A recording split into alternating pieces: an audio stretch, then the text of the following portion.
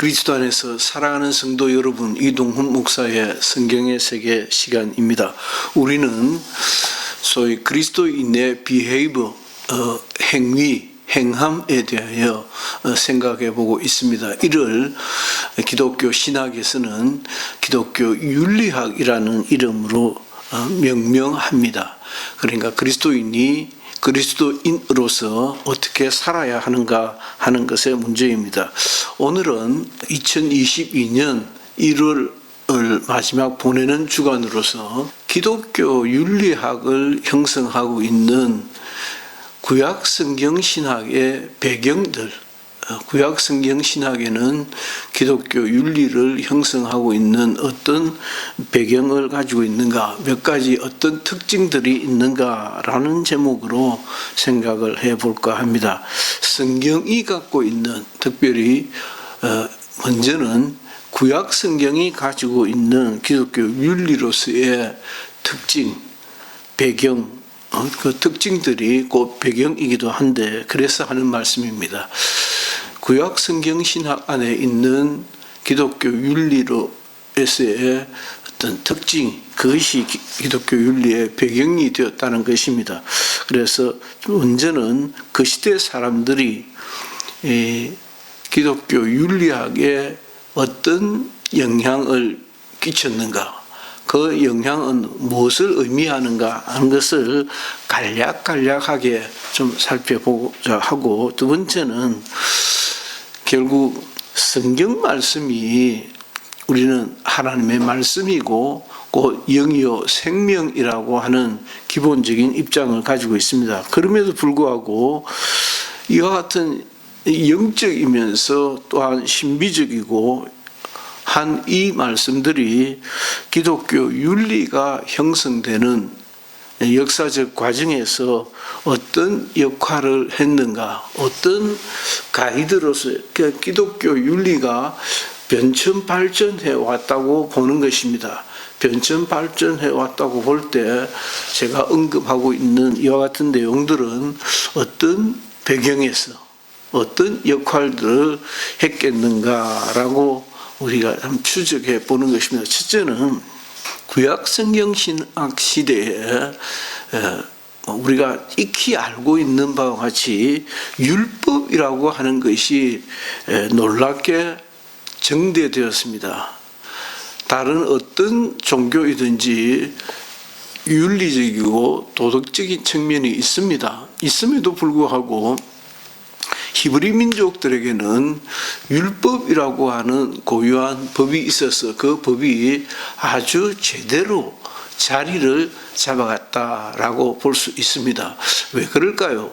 물론 우리는 신학적인 전제를 가지고 전제 안에서 이미 신앙을 해왔고 신학을 하고 신학적 사고를 또 해야 하는 것이기 때문에 그건 결국 복음에 이르는 하나의 과정일 것이다 라고 하는 생각을 할 수가 있습니다. 그러나 그건 그렇고, 그러니까 율법이 구약 성경 시대의 율법이라고 하는 것이 곧 예수 그리스도에 의한 구원의 말씀에 이르는, 구원에 이르는 하나의 과정일 것이다 라고 안다 치더라도, 그럼에도 불구하고 그 율법은 어떤 배경을 가지고 있는가 하는 것입니다. 신명기 12장에서 16장까지를 소위 신명기 법전이라고 합니다.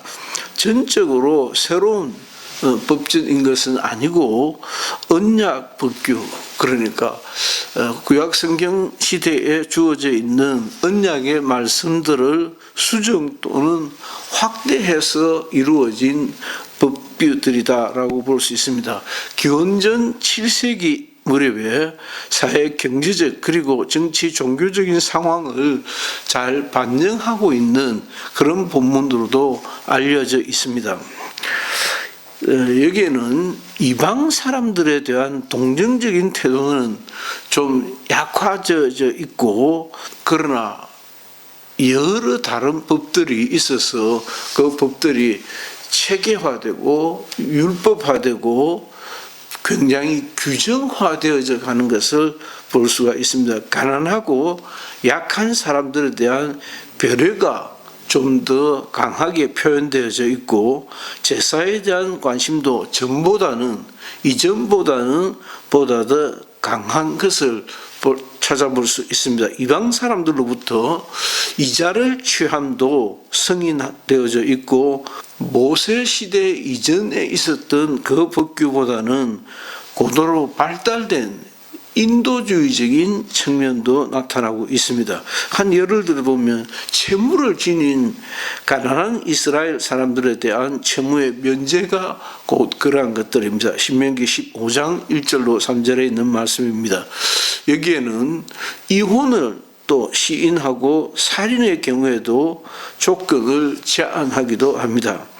그리고 바알 사상에 대한 예루살렘에 집중된 예외를 주장하게 되니까 제사상의 권위와 위신이 정대되어져 간 것도 알 수 있습니다. 다시 말하면 제사 제도가 보다 더 법전으로 확립되어져 간 것을 알 수 있습니다. 이렇게 언약 법규를 새로운 요구에 부합되도록 하는 노력에서 언약 법규와 신명기 법규 사이에 나타나는 선지자들의 영향이 반영되어진 것이 아닌가 볼 수 있습니다. 종교적인 성행위에 대한 비난이 그 예로 들 수 있습니다. 예를 들어서 레위기 17장에서 26장 사이에 있는 성결 법규라는 것이 또 그렇습니다. 기원전 6세기에 형성된 것으로 생각되어지는 이 성결 법전들은 여호와 하나님의 거룩하심이 강조되어져 있기 때문에 이를 두고 성결 법전이라고 그렇게 부릅니다.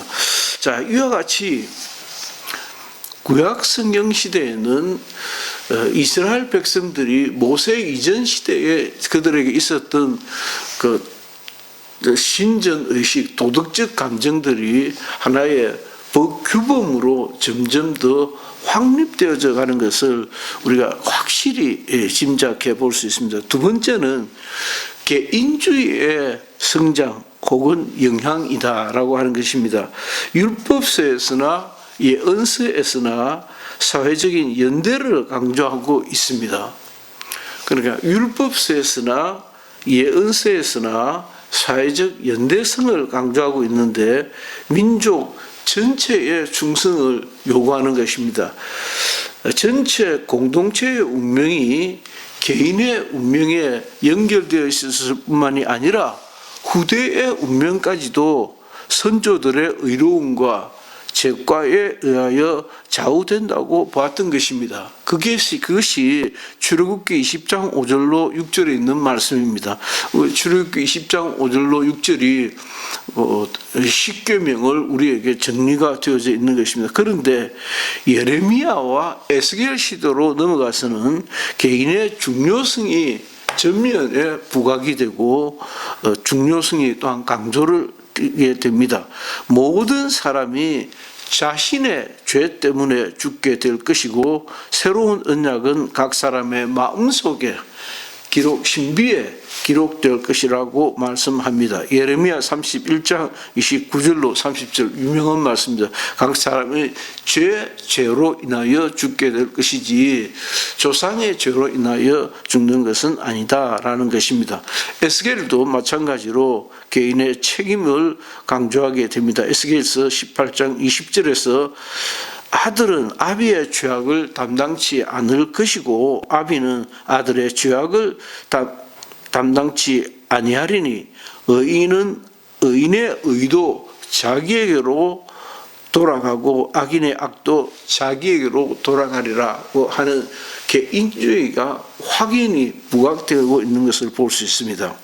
이와 같이 개인의 가치와 운명에 대한 관심의 정대는 히브리 사람들의 후기 사상에 나타나는 경향이라고 볼 수 있습니다. 왜 그럴까요? 다 정리해 보면 첫 시간에는 율법의 정대와 개인주의의 성장이라고 보았는데 둘 다 아주 밀접한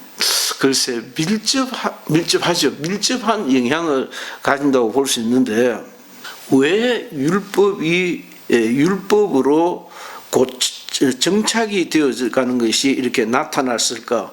왜 개인주의가 성장하게 되었을까? 그것은 우리가 여기에서 말하는 개인주의는 참 개인주의적이야 할 때는 이기주의적이라고 하는 뜻이 많이 담겨 있습니다. 그러나 제가 말씀드리는 에스겔서와 예레미야서를 예를 든 것은 그야말로 개인이 자기 책임을 지는 것을 얘기합니다. 이것은 기본적으로 하나님의 창조를 말씀하고 있는 것입니다. 그러니까 현대 자본주의와 시장경제의 배후에는 하나님께서 사람을 자유롭게 지으셨다. 모든 사람은 하나님 앞에서 위로 하나님 앞에서 책임을 지고 책임을 갖는 것이다. 따라서 어느 누구도 개인이 가지고 있는 개인의 자유권과 책임을 침해할 수 없다라고 하는 것을 강력하게 주장합니다. 시청자 여러분들께서 이해할 수 있는 것 중에 하나는 아니 왜 그렇게 미국에는 총기 소유가 자유로운가 하는 의문을 던지게 됩니다. 그렇습니다. 미국은 개인의 자유가 절대적이기 때문입니다. 자기의 생명에 대해서는 자기가 책임져야 되기 때문에 아니 총을 못 가지게 하면 그러면 네가 내 생명을 책임져 줄 것이냐? 국가가 책임지기보다는 개인이 책임을 져야 한다는 말 속에는 하나님의 자유가 전제되어져 있다라고 하는 것입니다. 아, 그렇구나.